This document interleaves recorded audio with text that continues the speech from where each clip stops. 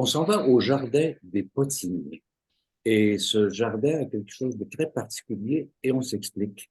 En l'occurrence, Félix-Antoine Boutin est là. Bonjour Félix-Antoine et Gabriel Bonjour. Charles-Plante. Salut tous les deux.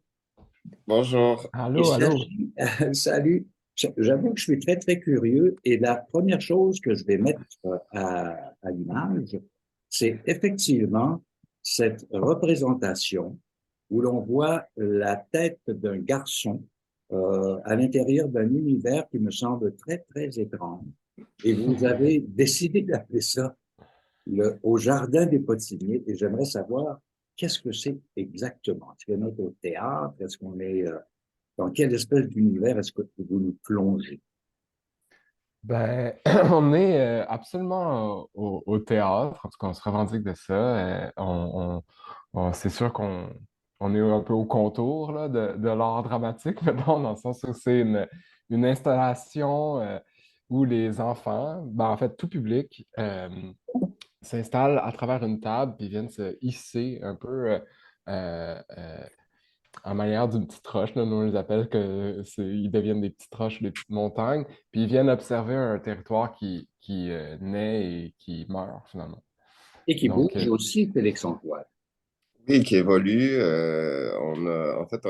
L'idée de départ est partie d'un texte dramatique de Gabriel qu'il avait écrit pour le jeune public à l'École nationale, où il y avait des textes et tout. Et rapidement, en fait, on est arrivé avec cette espèce de rêve-là de faire un spectacle sans acteur, avec seulement une plasticité. Fait que oui, en effet, ça a été beaucoup d'années de recherche pour voir comment ce territoire-là évolue, justement. Fait qu'il y a des montagnes qui poussent, il y a des petites bébites qui évoluent, il y a des plantes qui grossissent. On a vraiment essayé d'imaginer un monde euh, justement assez inventé où la forme, en fait, prend beaucoup de place. Tu sais, au départ, notre idée initiale, c'était vraiment une espèce d'initiation à la contemplation pour les enfants. Ça s'est transformé avec le temps, mais c'est quand même une initiation à la forme pour les enfants, pour construire un nouveau public qui s'intéresse aux choses qui ne sont pas nécessairement évidentes, à d'autres idées aussi. Fait que oui, ce n'est que des formes qui évoluent devant les yeux des enfants. Alors, si je comprends bien, Gabriel, il faut comme s'accroupir et s'élever pour oui, apparaître dans le décor. oui, on émerge dans le décor. Puis, en fait, ce qui est vraiment ce qu'on imaginait, mais ce qu'on sentait pas l'ampleur, là, c'est le changement de point de vue par rapport à voir quelque chose, à voir de l'art vivant, même s'il n'y a pas d'acteur, là. C'est quand même nous qui actionnons comme une espèce de gigantesque marionnette, puis c'est le public, dans le fond, c'est comme s'il se mettait dans l'activation, tu sais. Puis ce changement de point de vue-là qui fait que quand tu es ici, tu vois une chose se passer, puis ça prend des dimensions tellement plus grandes que si on était debout ou assis dans une salle, on arrive à faire des choses que on ne pourrait pas avec le point de vue traditionnel. Tu sais. Euh, voilà. Ce qu'on aperçoit à l'image, Gabriel, bon, elle est statique, cette image, bien sûr, mais il y a aussi une vidéo que l'on peut regarder. On va parler du site que l'on peut trouver tout à l'heure. Mais tout ça bouge. En tout cas, une grande partie du décor minimaliste bouge. On est en pleine poésie, non? Oui, Ben oui. oui, Vas-y, Félix. oui, oui, c'est vraiment ça l'idée. C'est vraiment tu sais, puis on voulait pas trop que ça ressemble non plus à un manège. Mais oui, il y a une pensée vraiment poétique derrière ça. Tu sais, nous, c'est la sensibilité qu'on a aussi comme compagnie. Puis on a trouvé cette compagnie-là belge aussi qui sont des amis, qui ont un peu la même pensée sur la plasticité des choses, puis comment rendre ça justement poétique. Euh, la matière, il y a vraiment toujours un travail avec les matières. On récupère beaucoup de choses. L'idée, c'est vraiment de sentir la main artisanale de nous qui avons fabriqué tout ce grand territoire. Nous, dans Création dans la Chambre, on revendique beaucoup l'artisanat comme une forme où on sent le geste de l'artiste derrière. ce qu'on prépare, ce qu'on fait. Et pour nous, c'est assez important. Fait que oui, il y a une certaine poésie qui sort de ça parce on sent notre main aussi derrière tous les objets qui s'animent, derrière toutes ces plantes-là aussi. Puis c'est assez important pour nous aussi que tu sais, le public, les enfants nous sentent proches aussi d'eux, de sentir la manipulation. On est presque, on est à peu près à 1 mètre d'eux, fait qu'ils nous voient aussi manipuler les choses, ils nous voient euh, activer aussi tout ce paysage-là. Puis pour nous, c'est important aussi, tu sais, de justement que la mécanique fasse partie de la poésie aussi de cette œuvre-là. Habituellement, Gabriel, au théâtre, on nous raconte une histoire. C'est-à-dire qu'il y a un fil conducteur, il y a une courbe dramatique. Est-ce que c'est exclu de votre proposition?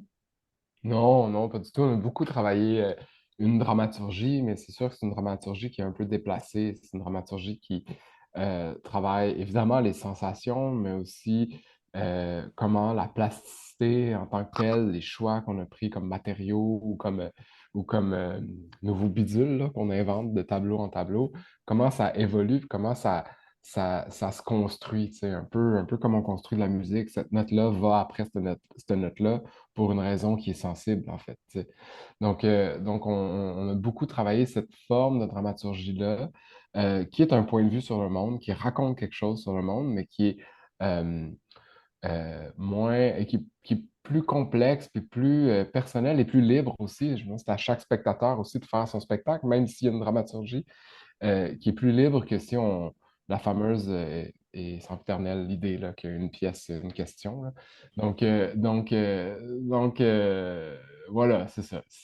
On est dans une dramaturgie euh, très claire. Là. On a des tableaux, on a dessiné des choses, on s'est beaucoup questionné sur qu'est-ce qui va avant, qu'est-ce qui va après, mais c'est pas nécessairement l'histoire d'un personnage, c'est vraiment l'histoire non anthropocentriste d'un territoire qui naît puis qui meurt. Peux-tu m'expliquer un petit peu, ben, expliquer, me parler des autres productions, des productions précédentes? Est-ce que ça ressemblait à ça ou ça, c'est une nouvelle voie que vous explorez? Ah, ben, je vais être curieux de t'entendre, Félix, là-dessus aussi, là, mais il y a, je pense que ça se recoupe, la plasticité, l'idée d'une dramaturgie qui se construit dans une espèce un processus, tu sais, dans une vastitude ou dans une complexité.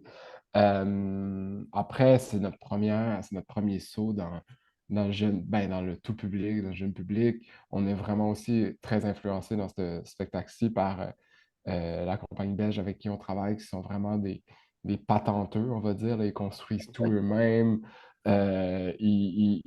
Chaque décision, il y a un processus décisionnel qui est extrêmement organique, puis qui est peut-être qui est moins. Ben, on est très organique aussi, mais on est plus horizontal qu'organique.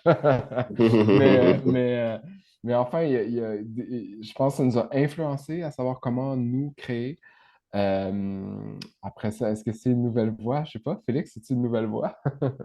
Ben, au départ de la compagnie, on a vraiment fait toutes sortes de recherches scéniques.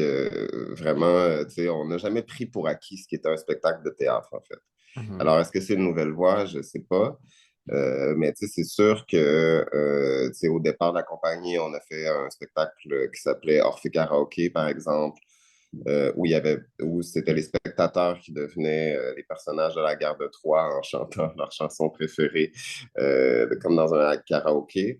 On a fait beaucoup de d'essais scéniques où justement le public est un peu déplacé. Tout ça, là, c'est sûr que dans les dernières années, on a monté beaucoup plus de productions avec des personnages dans des théâtres à l'italienne, tout ça. Mais pour moi, c'est la même recherche quand même. Tu sais, c'est de ne pas prendre pour acquis ce que fait un spectacle, puis de pouvoir justement réussir à déplacer le spectateur, même s'il est assis dans une configuration qui est plus normale, disons. Mhm. Mais moi,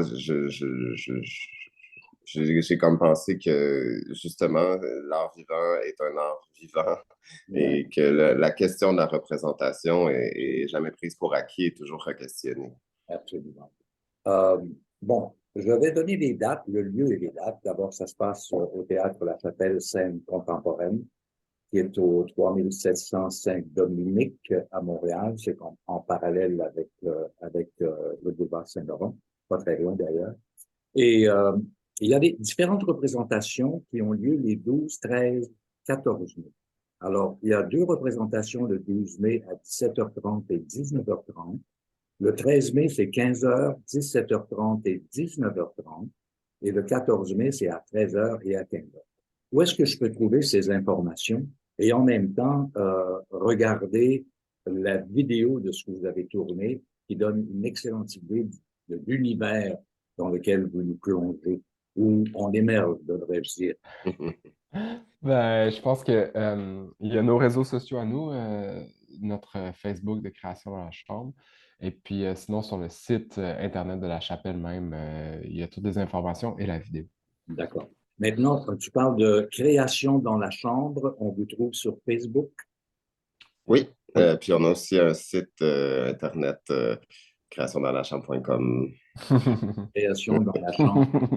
Ben, où on peut voir toutes nos archives, en fait, si vous êtes Ouais. curieux, et tous les chantiers de recherche à venir aussi.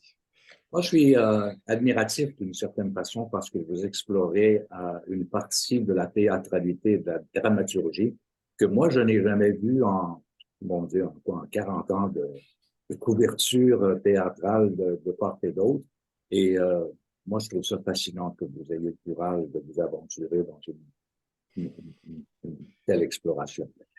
Félix-Antoine et Gabriel, merci beaucoup. Et Merci. puis, je souhaite que les gens fassent la queue pour se immerger dans votre décor poétique qui a pour titre Au jardin des petits. Parfait, merci beaucoup. Merci, merci. Allez, Au revoir. au Au revoir. revoir.